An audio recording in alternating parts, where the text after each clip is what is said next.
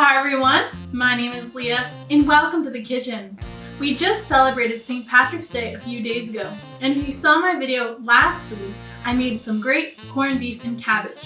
So in today's video, we're going to be making a recipe that utilizes some of your leftover corned beef. Today, we're going to be making some Reuben sandwiches. Let's get started.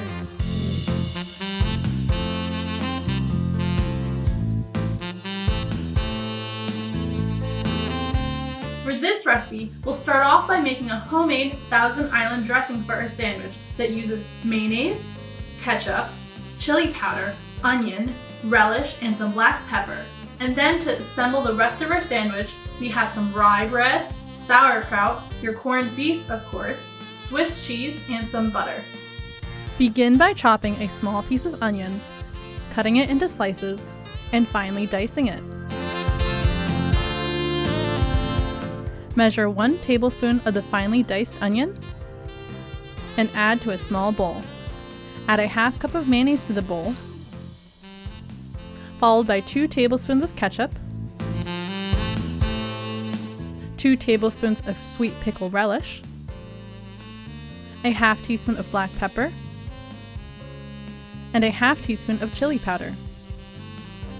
Stir to combine the Thousand Island dressing ingredients until incorporated. Add some sauerkraut to a small strainer and drain as much liquid as possible from the kraut. Place the drained sauerkraut in a separate bowl. Working carefully with a sharp knife, slice your leftover corned beef into thin pieces.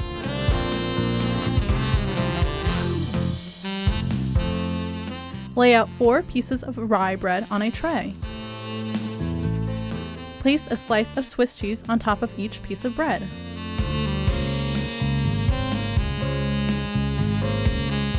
Evenly spread a spoonful or so of the prepared Thousand Island dressing on top of the Swiss cheese slices.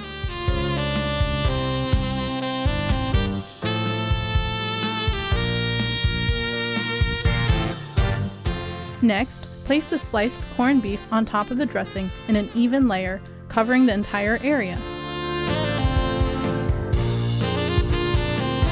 Spoon a few spoonfuls of the drained sauerkraut on top of the corned beef, spreading it across the top of the sandwich.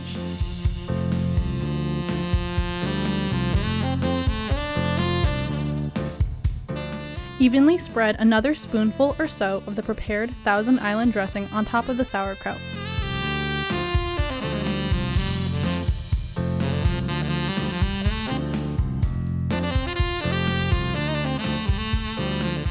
Place another slice of Swiss cheese on top of the dressing on each sandwich. Lay the second half of rye bread on top of the sandwiches. Spread a thin layer of some softened butter across the tops of each sandwich. The butter will add extra flavor to the sandwich while it is cooking and also prevent it from sticking to the heating surface.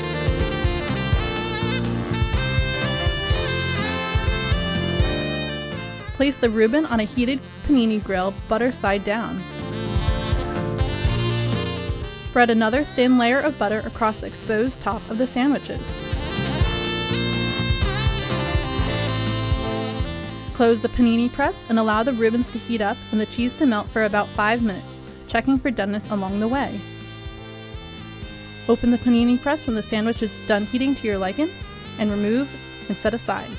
Alternatively, you can place the Reubens butter side down in a large pan on the stove. Spread another thin layer of butter across the exposed top of the sandwiches. Turn the stove on medium-low heat and cover with a lid and cook for 3 minutes. Carefully flip the Reuben over to toast the other side.